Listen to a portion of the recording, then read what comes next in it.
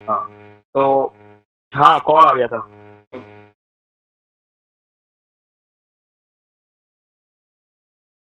तो फिर सर वहाँ पे लाइफ काफ़ी मतलब 12 घंटे, 16 घंटे काम करने के बाद एक फैमिली टाइप में मतलब फ़ील करता था मैं ऑफ़िस में कि ठीक है, वही लोग, वही सारी चीज़ें, वही सिस्टम। तो मेरे लिए बहुत डिफ़िकल्ट नहीं था बाद में, जब 2 साल हो गया था, इसके बाद में हर एक चीज़, हर एक सिस्टम उँगलियों पे थे मेरे। मुझे ऐसे चलाना है, इसको बोलना है, उसको बोलना है, आईटी वाले से बात करना है, किससे बात करना है, चीज़ें प्लांट में किससे बात करना है, उसके हायर मैनेजमेंट में किससे बात करना है, कब काम कराना है। मैंने एक शेड्यूल डाल दिया था, हर एक एचयू का कब डिस्केलिंग होना है, एचयू का कब क्लीनिंग होना है, फ़िल्टर की शेड्यूल क्या है क्लीनिंग के, प्लांट का डिस्किलिंग कब होगा, प्रिवेंटिव मेंटेनेंस कब होगा, सबका एक शेड्यूल डाल दिया था। मैं शेड्यूल पे लेके बैठता था, डेली आके देखता था शेड्यूल कौन-सा है, उस दिन बंदे को फ़ोन करता था कि आओ और इतना शेड्यूल पूरा करो। हाँ, एएचयू की जो चीज़ें सर्विसिंग थी, एफसीयू की सर्विसिंग थी, वो इन हाउस टीम ही करती थी, मेरे अंडर में ही होता था और वहाँ पे कुछ दिनों के बाद मेरे को सीनियर सुपरवाइज़र बना दिया गया था 2 साल बाद और मेरी सैलरी जो बढ़ कर के हो गई थी उस समय 24,500 के समथिंग। जब मैंने एनआईटी को क्विट किया, छोड़ा मैंने वहाँ से, तो 14,000 से 24,500 वो 10 साल का 10,000 का जो 10,500 का जो वेरिएशन था, वो मैंने 3 सालों के अंदर अचीव किया। तो काफ़ी जब मैंने वहाँ पे छोड़ा जॉब तो उस दिन क्या हुआ था कि मैं बताना थोड़ा वो हो गया। नहीं, उस दिन क्या हुआ था सुखबीर जी जो थे उन्होंने मेरे को काफ़ी टोन मारा कि इंटरव्यू देता है और होता नहीं है, ये है। सर मैंने जहाँ भी इंटरव्यू दिया था, चाहे वो कोई भी साइट रही हो, वहाँ से ऑफर लेटर आता था। ऑफर लेटर तब मैं मना नहीं करता था। सारे ऑफर लेटर मेरे मेल पे पड़े हुए थे और मैंने सारे ऑफर लेटर को मेल मैंने आके गुस्से में खोला। वहाँ पर उस समय आनंद बोरा जी काम करते थे हमारे साथ। वो एज़ मैनेजर यहाँ पर थे। तो उन्होंने मेरे को बोला, "संदीप आप तो बहुत गुस्से में हैं, क्या बात है?" मैंने कहा, "सर मुझे अभी आज ही नौकरी रिज़ाइन करना है।" "नहीं, नहीं तू रिज़ाइन नहीं कर सकता यार, कौन देखेगा इतनी सारी चीज़ें? वो मेरी यार दिमाग खराब कर देगा, सबका दिमाग खराब हो जाएगा, तू रिज़ाइन नहीं कर सकता, वो कर रहे हैं मज़ाक कर रहे होंगे।" मैंने, "सर मज़ाक नहीं कर रहे हैं लेकिन अब मैं छोड़ के जाऊँगा।" क्योंकि वो बातें इतना ज़्यादा कटुक थे क्योंकि वहाँ पे बहुत सारे लोग और बैठे थे, हेल्प डेस्क था और हाउसकीपिंग का मैनेजर था। वो खुद थे, 1-2 वेंडर थे मेरे साथ में, उन्होंने भी ये बातें सुनी कि किसी कर्म के नहीं हो, तुम जॉब जॉइन नहीं कर सकते, तुम्हारे तो इंटरव्यू जाते होता नहीं है, तो इंटरव्यू देने ही क्यों जाते हो? मुझे पता है तुम्हारे यहाँ ही जॉब कर सकते हो, तुम्हें कुछ नहीं आता। तो बातें जाके सर बहुत ज़्यादा डिफ़िकल्ट मुझे लगी और बहुत ज़्यादा मतलब उतनी देर के लिए तो मैं काफ़ी टेंशन में आया। इसके बाद मैं वहाँ से ऑफ़िस से निकला, वहाँ बिल्डिंग के अंदर ही एक एलटी रूम बना हुआ था जहाँ से सारी जगह पावर जा रही थी, वहाँ पर सिस्टम था। वहाँ तक आते थे मैंने ये डिसाइड कर लिया था कि मुझे नौकरी छोड़ देनी है। मैं यहाँ से छोड़ के पक्का जाऊँगा, चाहे जो भी हो जाए। तो फिर आके मैंने गोरा जी से बोला, मैंने नौकरी छोड़ रहा हूँ सर, अभी रिज़ाइन कर रहा हूँ। बोले, "नहीं, नहीं, नहीं, रिज़ाइन नहीं कर सकते।" मैंने वो सारे ऑफ़र लेटर अटैच किए और अटैच करने के बाद में जो वहाँ का अगले दिन जो उन्होंने उनको बोला था कि सर ऑफ़र लेटर दे देना, वो भी ऑफ़र लेटर मेरे पास आया था। मैंने सारे ऑफ़र लेटर अटैच किया और उठा के मैंने सुखबीर जी को भेज दिया। मैंने, "ये रहा मेरा ऑफ़र लेटर सर, इसको एक-एक ऑफ़र लेटर खोलो और देखो, मैं जॉब जॉइन कर सकता हूँ या नहीं कर सकता।" उन्होंने फाइनली सारे ऑफ़र लेटर खोले तो उसमें बोले सैलरी कम है, सैलरी कम है। लास्ट वाला ऑफ़र लेटर खोलो सर, आपको पता चलेगा। लास्ट वाला ऑफ़र लेटर खोला तो वहाँ से ₹1000 ज़्यादा मिला। मैंने कहा, "सर अब तो मैं रिज़ाइन मारूँगा और मैं जा।" नहीं, नहीं, मैं तो मज़ाक कर रहा था यार संदीप, तुम दिल पे ले गए इस चीज़ को, ये है, वो है, बहुत अच्छा काम करते हो, मैं सच बता रहा हूँ तुम बहुत अच्छा काम करते हो यहाँ पे यार, तुम चले जाओगे तो कैसे चलेगा, बहुत सारी। पर मैंने फाइनली डिसाइड कर लिया था कि नहीं मुझे जाना है और मैंने उनको बोला कि आप मेरी जगह पे होते तो क्या करते? तब मैं आपका बॉस हूँ, आपको इसी तरह से क्रिटिसाइज़ करूँ और आपको एक अपॉर्च्युनिटी भी मिल रही हो और उसी दिन क्रिटिसाइज़ करूँ जिस दिन मैं इंटरव्यू देकर के पास होकर के मेरे मन में अभी सवाल ही चल रहा है कि मैं जॉइन करूँ, ना करूँ? मैं इस सवाल में अटका सर और आपने इतना ज़्यादा क्रिटिसाइज़ मुझे कर दिया कि मैं फाइनली मैंने डिसाइड ही कर लिया कि नहीं मुझे जाना है। तभी उनको बिलीव नहीं हुआ कि संदीप रिज़ाइन मार देगा। उन्होंने बोरा जी को बोला कि समझाओ उसको, बच्चा है समझ जाएगा, ये है, वो है, बहुत सारी चीज़ें। बोरा जी भी काफ़ी कोशिश किए, समझाए, बोले यार नहीं। फाइनली सच बताऊँ तो उन्होंने मेरा रिज़ाइन लेटर एक्सेप्ट नहीं किया।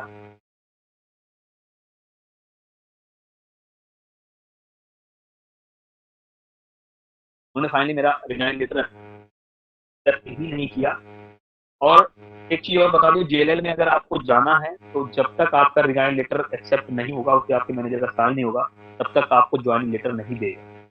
अब मेरे लिए एक बहुत बड़ा चैलेंज था कि मैं यार कैसे करूँ? कैसे आखिर वो रिज़ाइन लेटर मेरे को एक्सेप्ट करके दे नहीं रहे थे, तो बोरा जी साइन नहीं करते किसी की, मैं तो बोरा जी को मना कर दिया कि आप साइन नहीं करोगे और मैं देखता हूँ ये जॉइन कैसे करें। मैंने सही बताऊँ मुझे ऐसा करना नहीं चाहिए चाहिए और किसी को भी नहीं करना चाहिए। लेकिन मैंने वो चीज़ें भी इतना ज़्यादा दिमाग में चल रही थी चीज़ें कि मैं बहुत ज़्यादा टेंशन में था। फिर मैंने सोचा कि अब करना कैसे है? मैंने अगले दिन आके बुरा जी से सिफ़ारिश किया। मैंने बोला, "सर मेरे को प्लीज़ मेरा रिज़ाइन लेटर एक्सेप्ट कर लो, साइन करके दे दो। मेरे को वहाँ देना है। वहाँ से मेल आई हुई है। मुझे उस मेल पे रिप्लाई देना है, येस या नो, कब क्या रिप्लाई करना सर, ये देखो मेल।" मैंने उनको मेल भी खोल के दिखाया, पर वो मान नहीं रही थी क्योंकि उनके ऊपर भी प्रेशर था। हालाँकि बुरा जी ऐसे इंसान नहीं है, काफ़ी अच्छे पोलाइटली इंसान है, वो समय काफ़ी सपोर्ट करते थे, उस समय भी करते थे और जॉब पीरियड में भी करते थे। उस समय भी उन्होंने किया सपोर्ट, लेकिन वो ये चीज़ें उन्होंने क्लियर मेरे से बोल दिया कि यार मेरे हाथ में नहीं है, मेरे को प्रेशर है, मैं नहीं कर क्लियरली मना कर दिया। फिर मैंने फाइनली क्या किया, मैं यही देख रहा था कि बोरा जी जो मेल खोलते हैं, वो उनका पासवर्ड क्या है? क्या पासवर्ड है उनका? उनके जब भी उनके पास ही रहता था मैं, कभी भी वो मेल-वेल खोलते थे तो उनके पास बैठ के मैं देखता रहता था कि कब खोलेंगे पासवर्ड ये, कब डालेंगे पासवर्ड, कौन-सा पासवर्ड, कौन-सा बटन दबाते थे। बोरा जी बहुत आराम से बटन को दबाते हैं। कभी उनको कंप्यूटर चलाने का तरीका जब देखे तो जल्दी नहीं दबाते वो, बहुत आराम से दबाते हैं। मैंने पीछे खड़ा हुआ था, मैंने पेन से उनके पासवर्ड को राइट कर लिया और राइट करने के बाद में मैंने राइट किया। इसके बाद में वो शाम को चले गए घर, का सिस्टम खोला मैंने। मेल आईडी ऑलरेडी आपको पता ही है कि मेल आईडी ऑलरेडी लिखी होती है, अगर कोई मेल चालू कर रहा है, अगर रिमूव नहीं करेगा, कोई भी मेल हो। तो सिर्फ पासवर्ड की ज़रूरत थी, पासवर्ड मेरे पास था। मैंने राइट कर ही रखा था, मैंने तुरंत पासवर्ड डाला और ओपन हो गया वो का मेल। मैं वहाँ बोरा जी बना और मैंने एक्सेप्ट कर लिया। सीधा वहाँ पर लिखा है accept your resignation has been accepted accepted फलाने और उनका सिग्नेचर लगाया, मेल भेज दिया अपने आप को और उसका प्रिंट आउट निकाला जाके, उसपे साइन किया आनंद बोरा, मैंने आके नकल मारा। हज़ारों जगह साइन होती थी एज़ ए मैनेजर तो मैंने नकल मारा और साइन करके अगले दिन मैंने छुट्टी किया और मैं चला गया जेएलएल ऑफिस और वहाँ जाके जॉइनिंग लेटर लेके वापस आया। दे दिया मैंने वहाँ पर रेजिग्नेशन लेटर, अपने सारे डॉक्यूमेंट पूरे किए, सारी चीज़ें उनको दे दी एचआर को। वहाँ से जॉइनिंग लेटर मिला मेरे को, उसी दिन खाता उन्होंने खुलवा दिया एचडीएफसी का और मैं वापस लेके सारी चीज़ें आया। मैंने बोरा जी को शाम अगले दिन आया, मैंने सीधा मैंने उनको बोला ये रहा सर जॉइनिंग लेटर, मैं तो जॉइन करूँगा ये तारीख को मेरी जॉइनिंग। उन्होंने जाके सुखबीर जी को बता दिया, उन्होंने बोला कि नहीं, किसी हाल में जॉइन नहीं करेगा। बोला जी तुम्हारी ज़िम्मेदारी है, जैसे तुम्हें करना है किसे करो।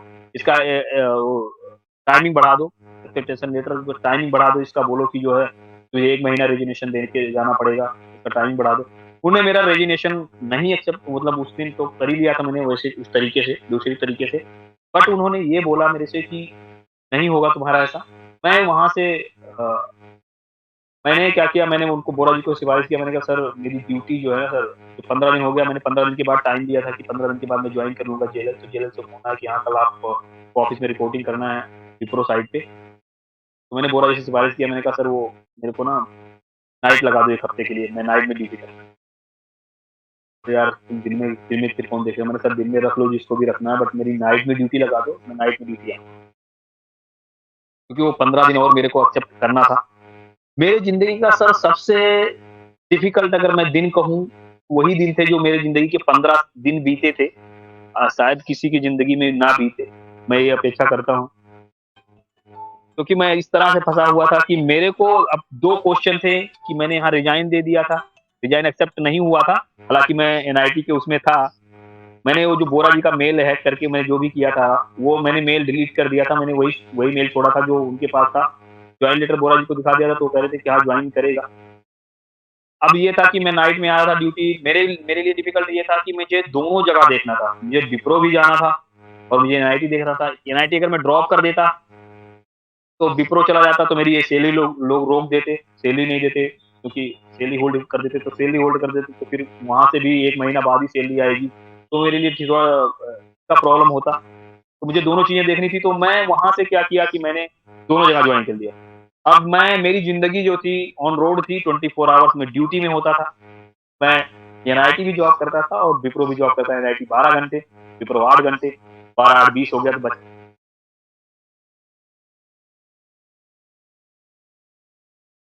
कितना 2 घंटे।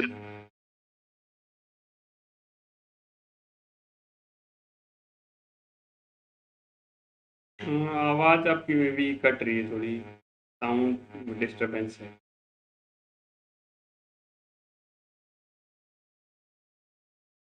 2 घंटा ट्रैवलिंग होती है सर विप्रो से ग्रेटर नोएडा और वहाँ की दूरी इतनी है कि आप जो है इंजीनियर तुम गए हो, वहाँ भी ये दिखाना है तुम्हें कि भैया तुम्हें ठीक से कपड़े पहन के जाओ, ठीक से जाओ। तो ज़िंदगी के जो मेरे ये 15 दिन थे, काफ़ी डिफ़िकल्ट थे। मैं 24 घंटे था, 24 घंटे ऑन ड्यूटी था। बस वही 12 से 5 सो लेता था, कभी 12 से 6 सो लेता था, 2 से 6 सो लेता था, ऐसे सोता था। विप्रो में गया, विप्रो भी एक नई साइट थी, मेरे को सारे सिस्टम जानना था। वहाँ के मैनेजर जो technical manager mister Narottam Sharma थे, उन्होंने बोला कि संदीप मुझे 15 दिन के अंदर सारे सिस्टम ये बताओ कि कौन-कौन से सिस्टम में क्या प्रॉब्लम है, क्या चीज़ें हैं, क्या नहीं है, कैसे हम चला सकते हैं, क्योंकि इस गर्मी मुझे बिल्कुल सुनना नहीं कि यहाँ से कब लेना रही। अब मैं बहुत परेशान हूँ। वहाँ ये सुनने को मिलता था, यहाँ आता था तो ये सुखबीर सर ये बता के गए, नाइट में संदीप आएगा तो उसको ये बोल देना, संदीप वो बोल देना, संदीप ये करेगा, संदीप वो करेगा। दोनों जगह मेरे को लगी पड़ी थी। मैं आते ही यहाँ पे आता था, सीधा खाना खाता था, खाना खाते ही बोलता सबको चलो सब मेरे साथ सारे लोग चलो काम करने। काम कैसे भी 12-2 बजे तक खत्म कराता था, खत्म करके सो जाता था। सुबह 7 बजे जग के हैंडओवर लिखता ही था, हैंडओवर नहीं लिखा, सीधा सीधा हैंडओवर बिना लिखे जो रात सुबह आया सुपरवाइजर उसको बोलता ले भाई ये पकड़, अब मैं निकल रहा हूँ, क्योंकि वहाँ 9 बजे मुझे पहुँचना है, 9 बजे नहीं पहुँचा तो फिर नई-नई ऑफिस फलाना यार इंजीनियर ज्वाइन किया हो तो लेट आता है। ये क्वेश्चन उठते मेरे को, वो मेरे लिए डिफिकल्ट था।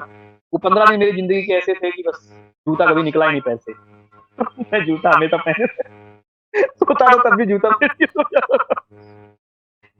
वो सर काफ़ी डिफिकल्ट थे। इसके बाद फाइनली मैंने विप्रो को भी जाना थोड़ा बहुत, क्या मेरे मन में एक कॉन्फिडेंस आया कि नहीं यार सिस्टम बहुत बड़ा नहीं है, ठीक है। लेकिन वहाँ एक चीज़ और था कि विप्रो में चिलविम सिस्टम था, वो दुनिया के जितने भी एसी लगी होती हैं, उससे सबसे अलग डिफरेंट सिस्टम है।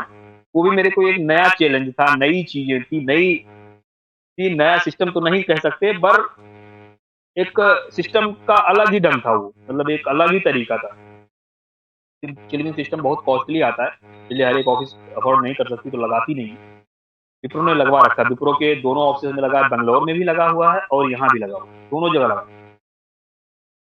विप्रो में जब मैंने जॉइन किया तो उसके बाद में वहाँ पे वो सिस्टम मेरे लिए एक वो था, तो उसमें मैंने मतलब वहाँ पे भी जो टीम मेरे को मिली, कहते हैं कि अगर कोई इंसान ठान ले कि नहीं करना ही है तो वहाँ पे जो सिस्टम मिला मेरे को, वो काफ़ी अच्छा था और वो जो है सिस्टम उन्होंने मेरे को सिखाना जो बताया उन्होंने कि ऐसे-ऐसे चलता है, इसका रीज़न ये होता है, उसका रीज़न ये होता है। तो उन्होंने जब बताना मेरे को चालू किया तो मैं काफ़ी वो था, क्या बोलते हैं कि यार पता नहीं ये चिल्ड्रन सिस्टम क्या होता है। अब वो भी मेरे लिए एक चैलेंजिंग जॉब था। अब मैं सोचा था यार यहाँ मैंने जाके एचयू खोल के देखा तो उसमें कॉइल ही नहीं था। अब बिना कॉइल लेस एचयू मैंने पहली बार देखा था। मेरी लाइफ का पहला एक्सपीरियंस था कि यार एक कॉइल लेस एचयू मिल गया है। तो वहाँ के लड़कों से पूछा था ऐसा कि नहीं किया तुमने कि जाके वहाँ कंप्लेंट सर यहाँ तो एचयू के अंदर कॉइल ही नहीं किसी ने निकाल ली है। नहीं सर मैंने वहाँ लड़कों से पूछा, बोले नहीं ये ऐसे ही एचयू है सर, ये सर ऐसे एचयू है, इसमें कॉइल नहीं है।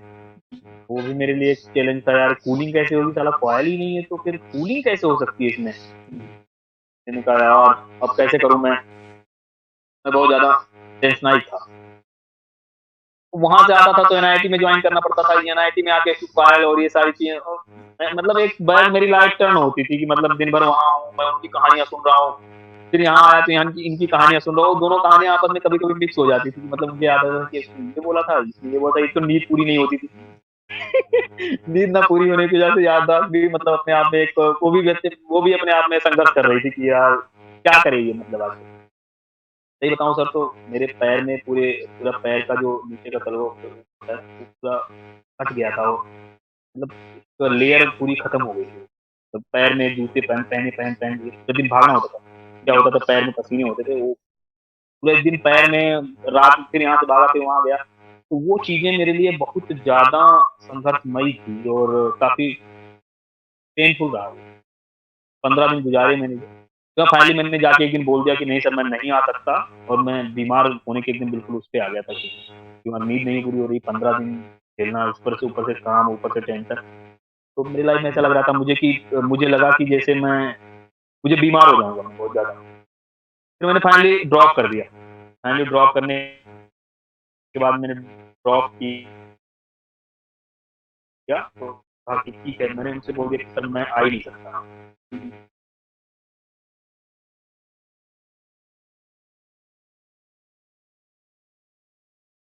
उन्होंने हालाँकि मेरी सैलरी वेरी नहीं होल्ड करी। मैंने लगभग 1 महीना मैंने कन्फर्म कर लिया था कि हाँ, फाइनली मैंने विप्रो जॉइन किया। सही बताऊँ तो विप्रो जब मैंने जॉइन किया तो मेरे को यहाँ पे जब मैं आया तो यहाँ का सिस्टम ही अलग था बिल्कुल।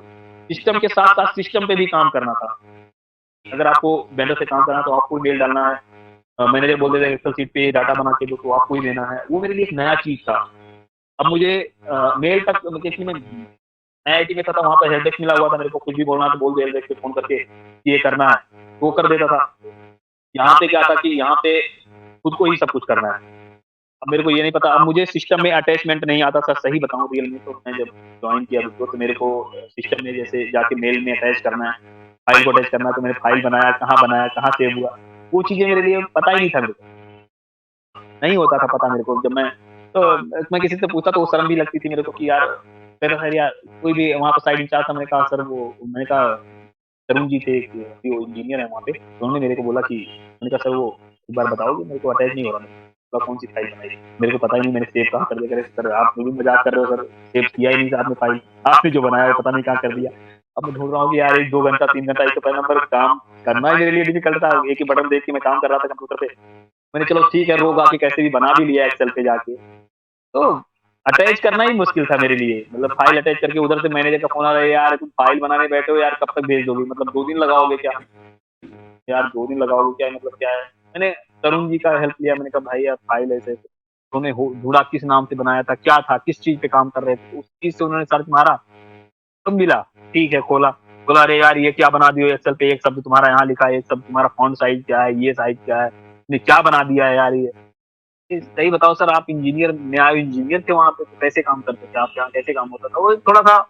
मैंने कहा यार ये तो बड़ा अजीब सा सवाल है। मैं वहां से मैंने तो लगा कि यार संदीप, तुमने उस समय मेरे को जब लगा, जब मेरे को कंप्यूटर पे काम करना पड़ा, तो 15 दिन तो कंप्यूटर पे काम करना नहीं था मेरे को, क्योंकि दे दिया सिस्टम, तो मैंने यही बोलता था कि मुझे सिस्टम देखना है, नोट करके देना, तो मैं अभी काम नहीं कर सकता। वो 15 दिन तो मेरे गुजर गए थे, जब मैं 15 दिन जो गुजर गया उसके बाद जब मैंने ज्वाइन कर लिया फाइनली, तो वहां पर ये समझ में पहली बार उस दिन मुझे लगा कि संदीप तुमने बहुत बड़ा गलत डिसीजन लिया है, अब तो नौकरी तुम्हारी जाना निश्चित है, नौकरी जाएगी तुम्हारी, तो तुम्हें मैं कंप्यूटर आएगा नहीं, तो कंप्यूटर पे यह सारा काम होता है। हर एक विप्रो का आज भी रूल है सर कि अगर कोई भी काम होना है, कुछ भी होगा ना, तो आपका ऑन ऑन मेल ही होगा। अगर आपका मैनेजर आपको काम बताएगा तो ऑन मेल बताएगा, आपका मैनेजर पूरे दिन आपके साथ रहेगा, लेकिन कभी वो वर्बली आपको काम नहीं बताएगा कि ये लाइट से ही करवा लो, या ये इसका सिस्टम का सर्विसिंग कब होगा, कुछ भी नहीं, वो ऑन मेल ही पूछेगा। वहाँ ऑन मेल सारी चीजें चलती है, वर्बली कुछ भी नहीं चलता।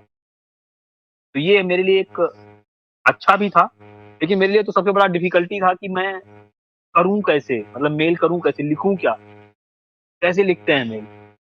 तो अगर कोई बोल देता तो अरे सर आप बैठे हो ना सिस्टम पे, तो आप एक काम करो, एंट्री मेल डाल दो, वहां पर जब भी कोई वेंडर आएगा, जब भी कोई बंदा आएगा मिलने, या कि कोई वेंडर बाहर से आ रहा है, तो एक एंट्री मेल होती है, जब तक एंट्री मेल नहीं जाएगी तब तक सिक्योरिटी उसकी एंट्री नहीं करेगा। तो नाम पूछ लिया मैंने, लिख लिया, चलो ठीक है नाम ये, अब एंट्री मेल डालना है, तो मैं एंट्री मेल डालने के लिए मैं सोचता था अरे यार एंट्री मेल कैसे डालू, मैं लिखूं क्या, क्योंकि एंट्री मेल में सारे सीनियर होंगे, मैनेजर होगा, जो टेक्निकल मैनेजर होगा जिस काम के रिलेटेड है वो बंदा होगा, सिक्योरिटी वाला होगा, सिक्योरिटी का मैनेजर होगा, तो में 6-7 मैनेजर होंगे, और इसके बाद जूनियर स्टाफ भी होगा, मतलब एक हेल्प डेस्क भी होगा, मेल गया है, ये बंदा आया है, सबको पता चलना चाहिए बंदा आ गया है। अब वो भी मेरे लिए एक अचीवमेंट था कि मैं, मतलब डिफिकल्टी चीज थी कि मैं क्या क्या कैसे करूँ। मैं क्या करता था कि मैं पिछले वाला मेल देखता था खोल के, मैं क्या क्या लिखा, सेम चीज लिखता था, सेम कॉपी करता था, पेस्ट करता था, वही चीज, और जो है ये नाम, बस नाम चेंज करता था, 1 2 नंबर 3 नंबर डाल रखा जिससे, तो मैं 1 2 नंबर 3 नंबर डालता था, उसमें उसका नाम चढ़ा देता था, चढ़ा के कैसे भी करके एक मेल भेज देता। कई बार मैं गेट पे जाता था तो बोलता था ये संदीप नाम का जो बंदा आया ना यार, ये मेल कैसे भेजता है यार, इसका एक लाइन वैसे लिखा होता है, अब मेरे को कॉपी पेस्ट में हो सकता है गलती हो गया हो, या दूसरे फॉन्ट में लिखा हो, ये दूसरे फॉन्ट में हो गया, तो फॉन्ट चेंज होगा तो थोड़ा सा लाइन भी चेंज होगी, क्योंकि उसका अक्षर दूसरे उसमें लिखा रहेगा, इसका अक्षर दूसरे उसमें हो जाएगा। यार वो भी मेरे लिए बहुत ज्यादा डिफिकल्ट, तो मैं गेट पे जाता था, यार संदीप तुम ही हो क्या, हाँ जी मैं, तो यार तुम इंजीनियर में आए हो, हाँ जी मैं इंजीनियर में आया हूँ, यार क्या लिखते हो यार, क्या मेल डालते हो। कई बार मेरा मैनेजर भी आता था, बोलता था जी क्या मेल डाला यार तुमने,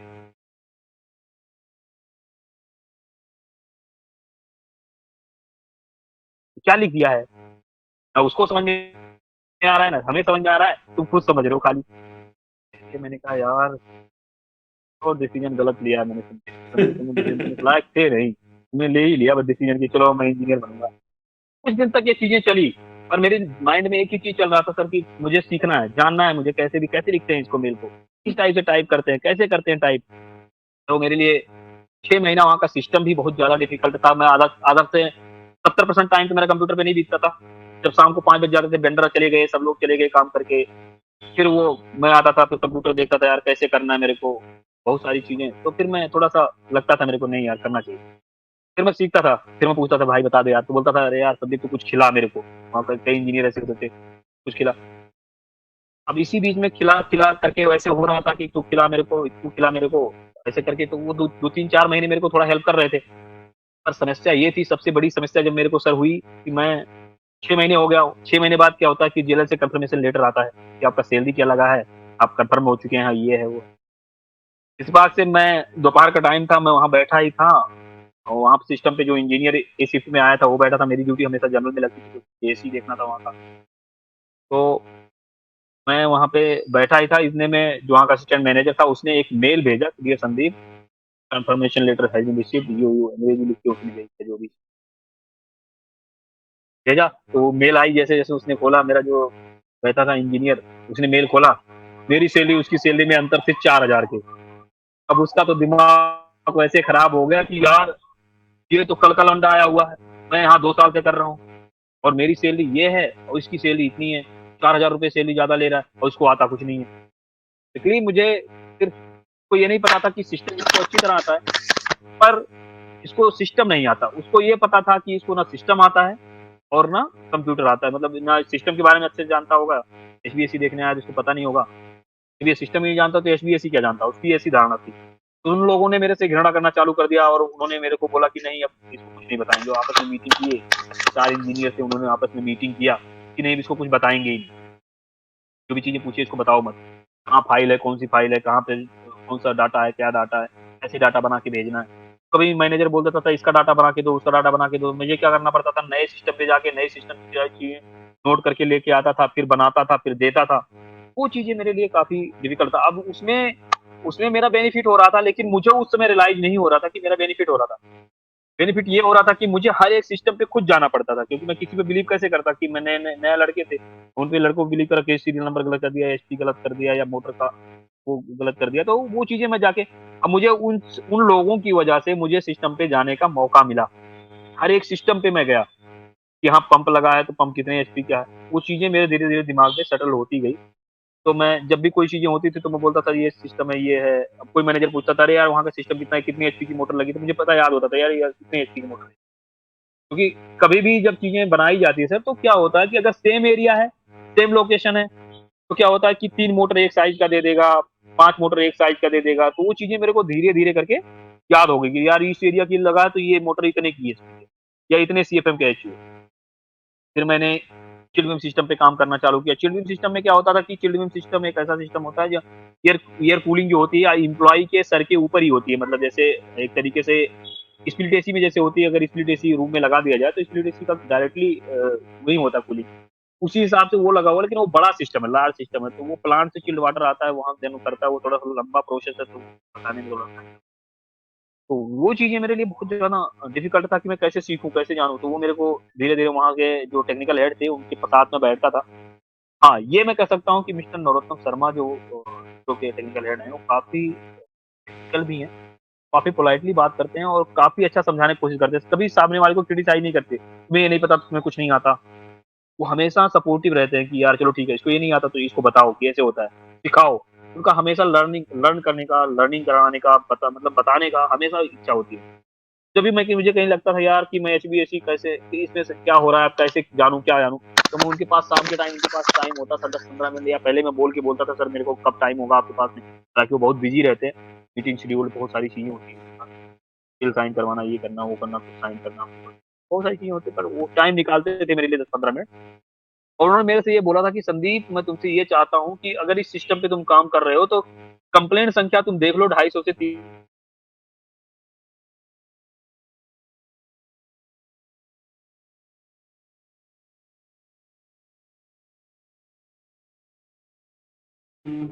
नेटवर्क इशू में भी थोड़ा सा। सौ है और इसको कम करके मुझे 4, 5, 2, 3 लाना है। अब वो तुम देख लो कैसे लाना है, कैसे नहीं लाना है। वो चीज़ें मेरे लिए तब